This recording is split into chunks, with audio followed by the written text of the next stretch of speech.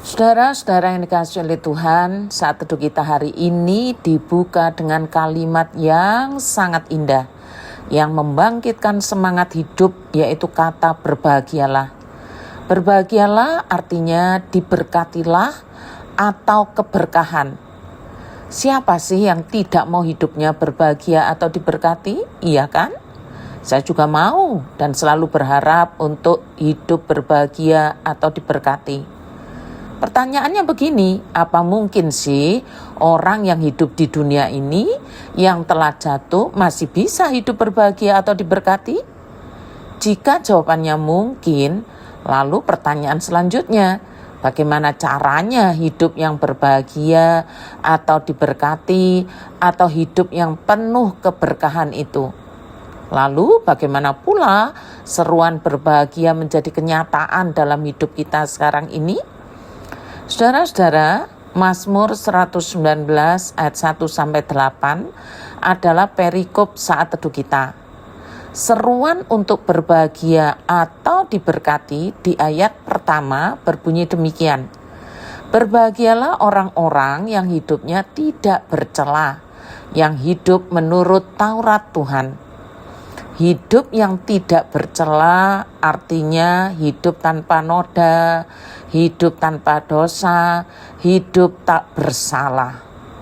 Wah saudara, jika orang yang berbahagia adalah orang yang hidupnya tak bercela, lah saya kan banyak noda, banyak salah, banyak dosa.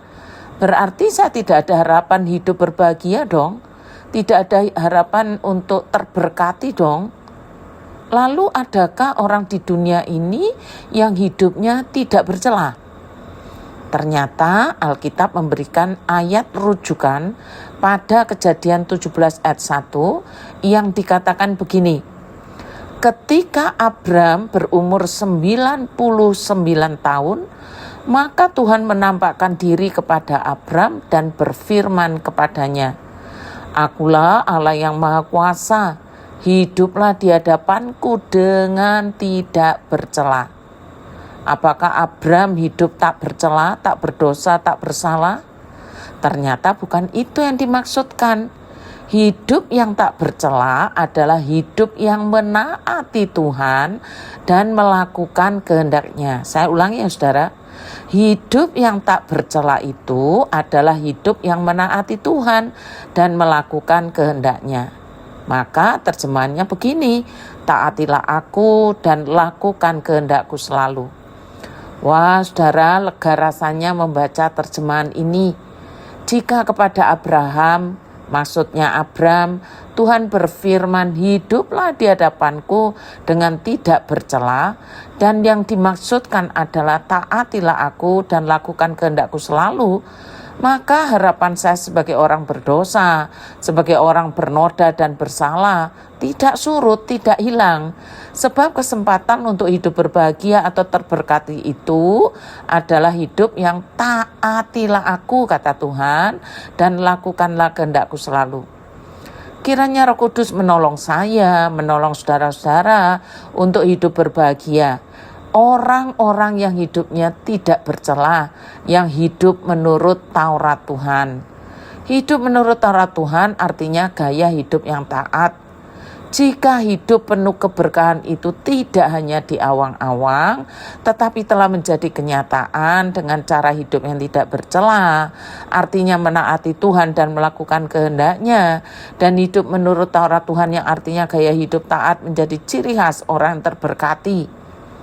Orang yang berbahagia atau terberkati masih selanjutnya di ayat kedua yang berbunyi begini. Berbahagialah orang-orang yang memegang peringatan-peringatannya, yang mencari Dia dengan segenap hati. Dalam terjemahan lain dikatakan, berbahagialah orang yang mengikuti perintahnya dan dengan segenap hati berusaha mengenal Tuhan. Ternyata orang yang berbahagia atau terberkati itu selain hidup tidak bercela, artinya menaati Tuhan dan melakukan kehendak-Nya, dan hidup menurut Taurat Tuhan, artinya gaya hidup taat menjadi ciri khas orang tersebut, maka berusaha mengenal Tuhan yang sama artinya mencari Tuhan dengan segenap hati, itulah yang membuat orang hidup dalam keberkahan. Pertanyaannya, kok bisa orang yang mencari Allahnya dengan segenap hati, yang artinya berusaha mengenal Tuhan Allahnya, membuat orang berbahagia, membuat orang terberkati? Jawabannya ada di ayat 3 yang berbunyi demikian. Yang juga tidak melakukan kejahatan, tetapi yang hidup menurut jalan-jalan yang ditunjukkannya. Artinya, orang yang mencari Tuhan dengan segenap hati atau mengenal Tuhannya tidak akan melakukan kejahatan, sebab orang itu berjalan pada jalan-jalannya Tuhan. Terus kalau kita adalah orang yang berbahagia, orang yang terberkati, tetapi ada saja orang yang berbuat jahat kepada kita, apakah yang akan kita lakukan? Bahkan kalau semakin didiamkan, orang itu semakin jahatnya menjadi-jadi. Jawabannya adalah tetaplah menjadi orang yang hidupnya berbahagia, tetaplah menjadi orang yang hidupnya terberkati, tetap jalan pada jalan-jalannya Tuhan. Dan orang yang jalan pada jalan-jalannya Tuhan tidak akan melakukan kejahatan apapun alasannya. Janganlah karena orang berbuat jahat pada kita, lalu kita pindah pada jalan kejahatan yang sama dengan orang yang jahat. Tuhan sendiri akan bertindak menurut caranya. Dia tidak akan membuat diri kita yang berbahagia itu menjadi malu dan ditinggalkan. Janji itu ditulis dalam ayat 4-8 demikian. Engkau sendiri telah menyampaikan titah-titahmu supaya dipegang dengan sungguh-sungguh.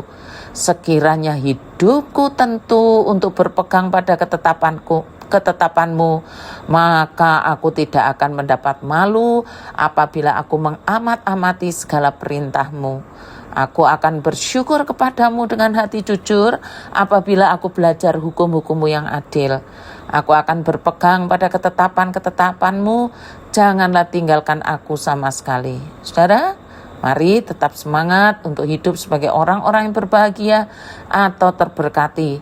Dengan cara hidup tidak bercela, artinya taat kepada Tuhan dan melakukan kehendak-Nya, mempunyai gaya hidup taat dan mencari Tuhan dengan segenap hati, artinya belajar terus mengenal Tuhan dan selalu berjalan dalam jalan-jalannya, maka kita tidak akan tergoda untuk melakukan kejahatan. Tuhan Yesus memberkati kita sekalian.